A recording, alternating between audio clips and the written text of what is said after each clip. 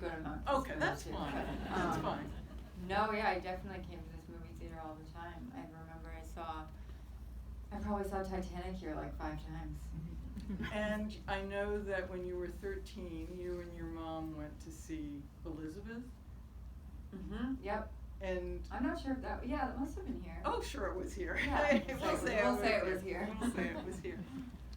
What was your experience? What are some of your memories about going to the movies as a young girl?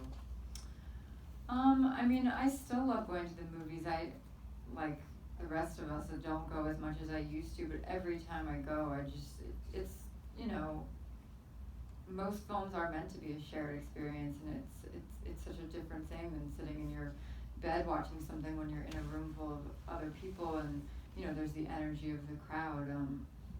It's such a better way to watch a film. Yes.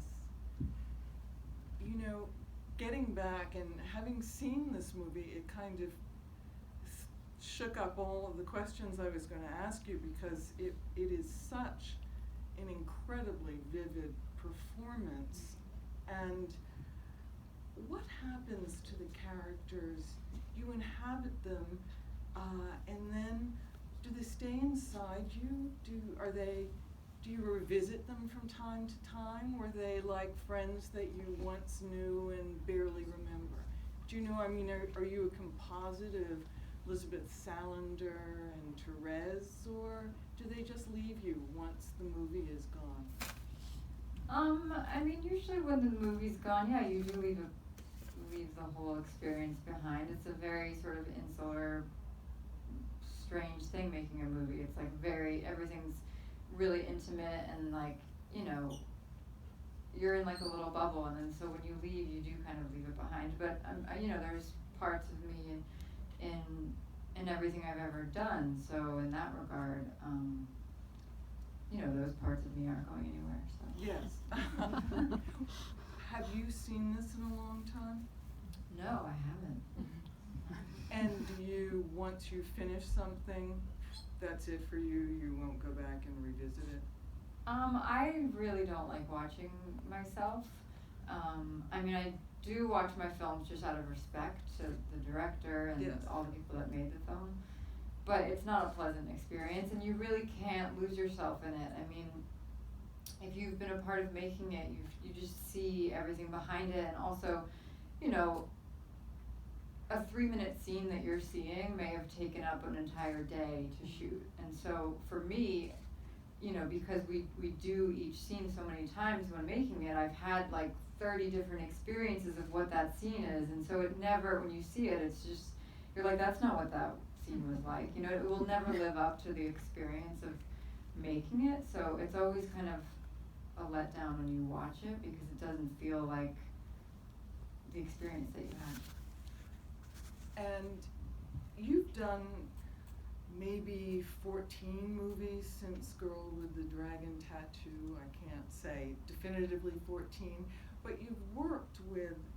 incredible directors, you know, Terrence Malick, Stephen Daldry, Spike Jonze, Steven Soderbergh. Is that critical for you in terms of the kind of work you select, that a really first-rate director has to be attached? Yeah, I mean, the script, of course, and, you know, the character resonating with me is important, but first and foremost is always the director to me. I mean, at the end of the day, you know, that's the person who's making, it doesn't matter how good you are if you don't have a good director, you know, they're the ones at the end of the day cutting it together, and it's their vision, it's their voice, and so, to me, if I don't have someone that I feel like I can follow and that I trust, then it's too personal what you have to do to put it in the hands of someone that you don't feel that way about.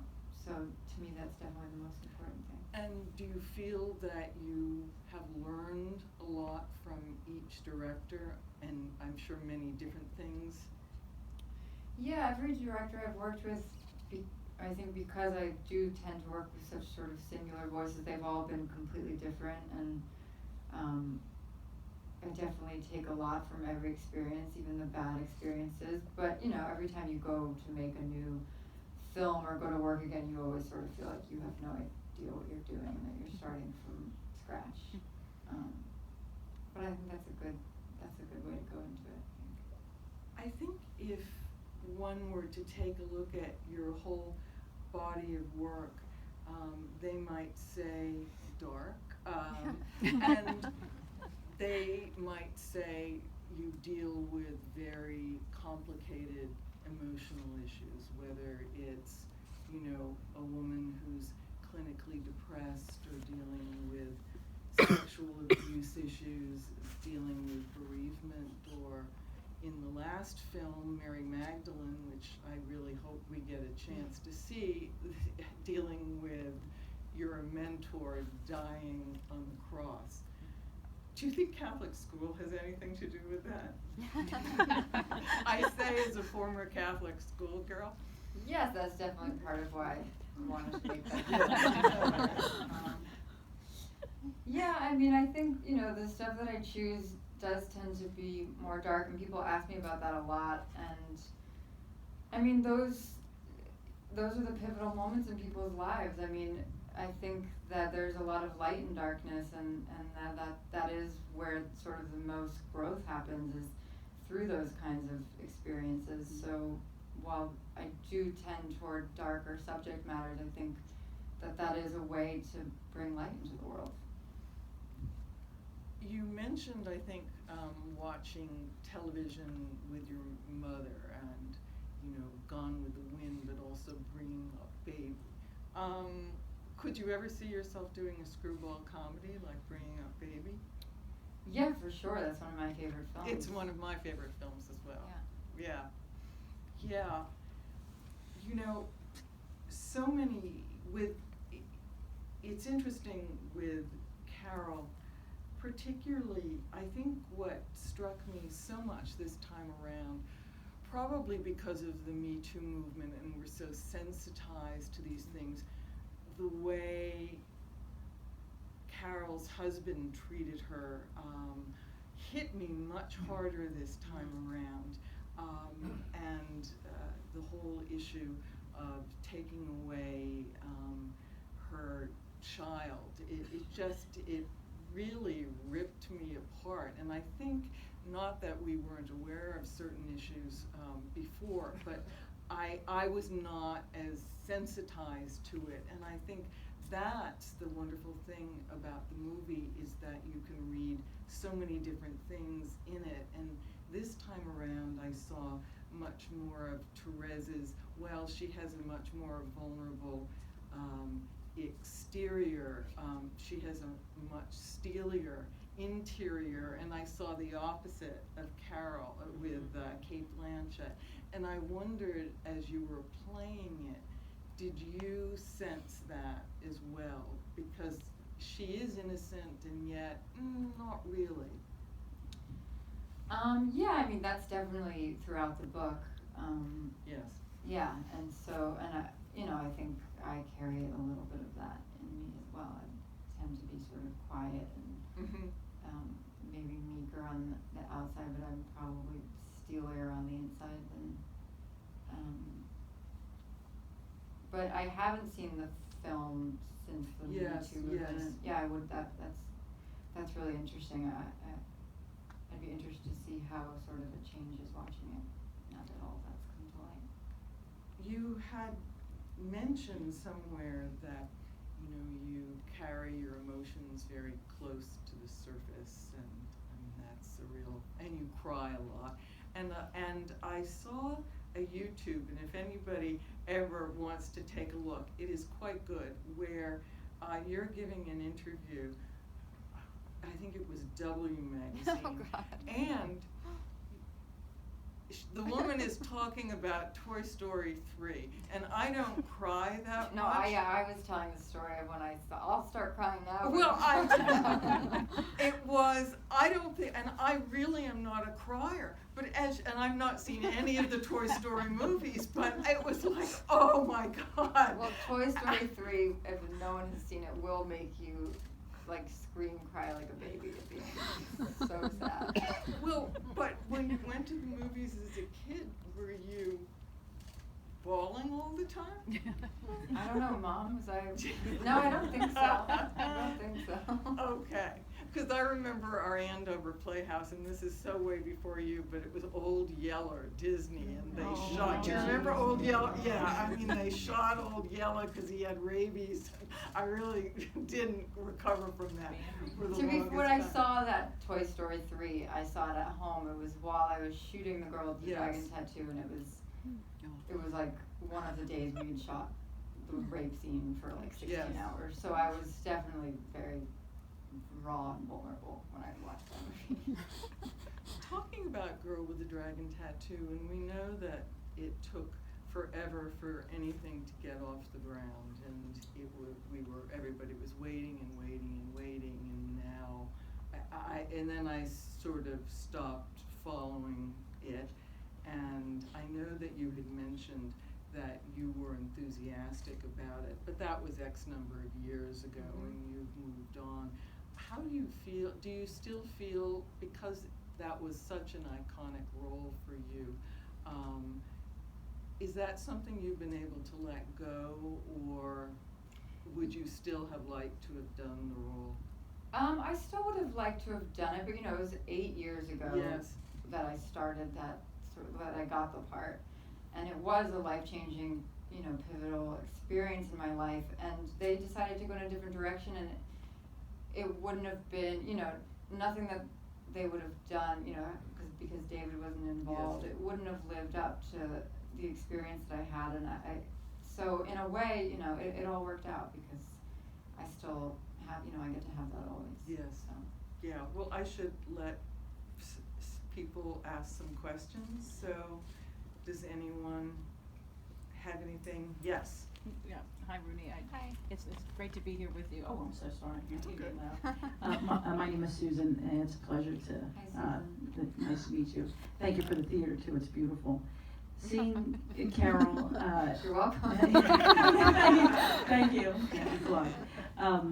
Seeing it, and seeing what's happened after the Me Too movement, and I was thinking of that, watching a movie now that has the genre back in the 1950s, I'm wondering if you see in Hollywood maybe a resurgence of the simplicity of the movies back from the 50s, like the movies have pushed so far with technology, but the simplicity that Todd had, the subtleties of the lighting and the film, that's such a classic element that movies now take away because they're almost so perfect.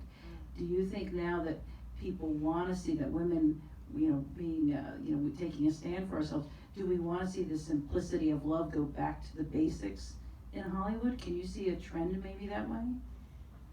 I mean, I wish, because I love that, but I don't think so. I mean, Todd, I think there'll always be those, sort of few special people who like to shoot on film and like that, but I don't know, I can't imagine, but it would be great. Anyone else? Yes. Hi, Rooney. My name is Yu, and I think I probably watched almost every movie that you've done so far, and I love every one of them. And I always love the choice you make when you are trying to choose a screenplay or choose a whatever. You choose a screenplay that you gonna to do. And I want to know what you see in a play that you think is a good story, and how do you decide it when you are reading all those stories? Thank you. Yeah, I mean, like I said before, the director is sort of always the first and foremost important part of the whole puzzle for me. And then, there's nothing really specific I look for. It's more just a feeling, if it resonates with me, or if it's something that, I want to explore, or something that I want to be a part of, because I think it's a story that deserves to be told, or, there's lots of different reasons, but I don't really have anything specific. It's more just a feeling. Yes. Hi. Hi. Thank you so much for this film too, and I just want to say it's so regrettable that it wasn't recognized, for the for what it was. Anyway, my question is, you said that you have a little bit of each of you in every one of the parts that you've played. What part of you was into Therese? It's not something that I'm conscious of, you know, but I think anything you do, of course, you unconsciously bring parts of yourself to it. And I think, you know, it's represented in the choices that I've made. I think I don't know what it is, but I think there is probably a through line to all of the parts that I choose to play of something that I'm, you know, probably trying to work out for myself or that I'm interested in exploring. But it's not something that I can really put to words. You know, maybe when I'm older, looking back, I'll be able to do that. But yeah, I'm not really sure. Okay. Thanks.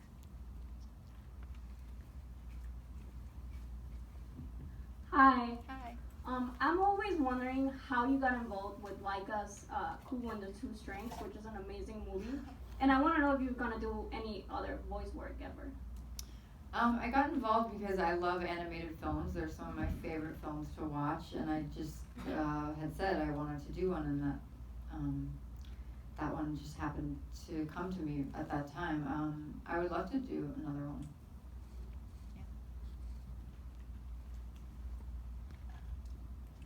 Hi, we've seen you express a huge range, even with the through line of all your parts.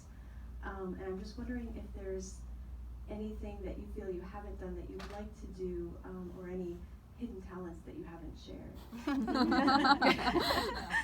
Unfortunately, I don't have any hidden talents, not that I'm aware of. Yeah, I mean, there's a lot that I haven't done that I'd like to explore. I don't really want to say what that is because I feel like it'd be like, if that's so embarrassing to say what I think I need to like work on or show. But yeah, I mean, there's a ton that I feel like I still want to try and explore.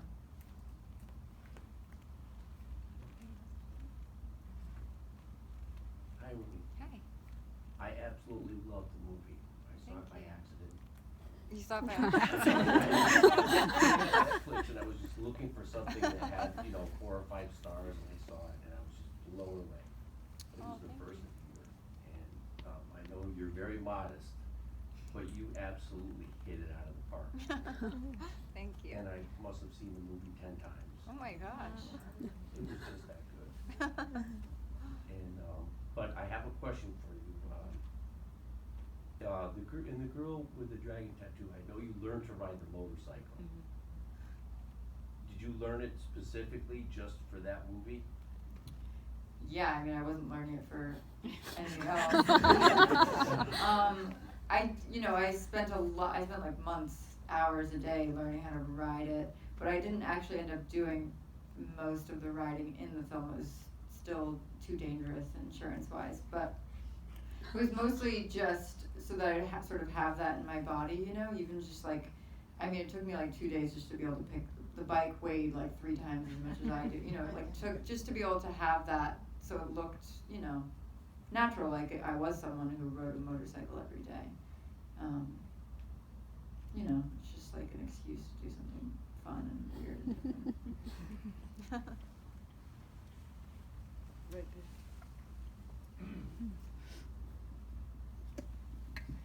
Hi, Rooney. Hi. Speaking of hidden talents, congratulations on Hira, Oh, and thank you. also as the new face of Givenchy perfume. So you have so much going on. Are you stepping away from acting a little bit now? No, I'm not stepping away from acting. I haven't worked in kind of a long time, but that's just because I haven't found something. I haven't found something that really resonated with me, and I worked a lot back to back to back, and so I was just sort of taking time to recharge, and I just haven't found anything yet.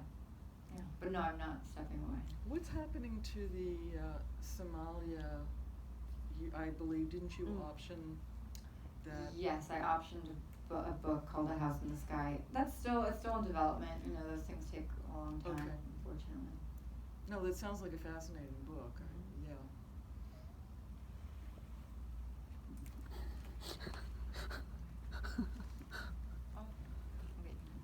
Hi, football season is around the corner. Do you root for the Steelers or the Giants? I root for the Giants.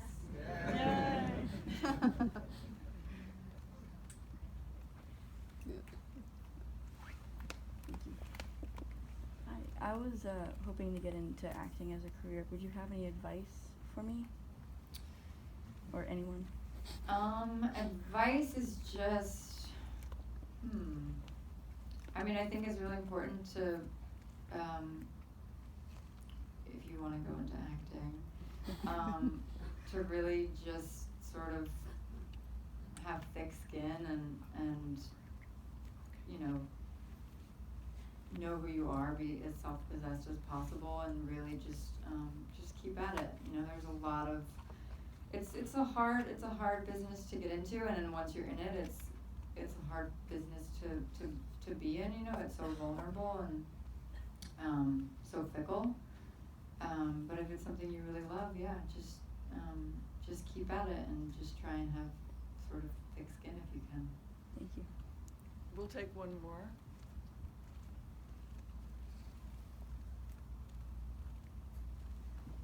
Hi. I'm wondering, in addition to the directors that you hope to work with in the future, if you can share with us some of your favorite actors that you'd like to work with going forward. I always get so embarrassed answering that question because then I'm like, well, what if they reach out? What if they don't want to work with me? What if they don't like me? There's so many people I haven't worked with yet that I would love to work with, and so many filmmakers that I want to still work with, and basically every filmmaker I have worked with I'd love to work with again. So there's just too many people I wouldn't be able to single out. Well, thank you so much. Thank you. Thank you guys so much. Thank you.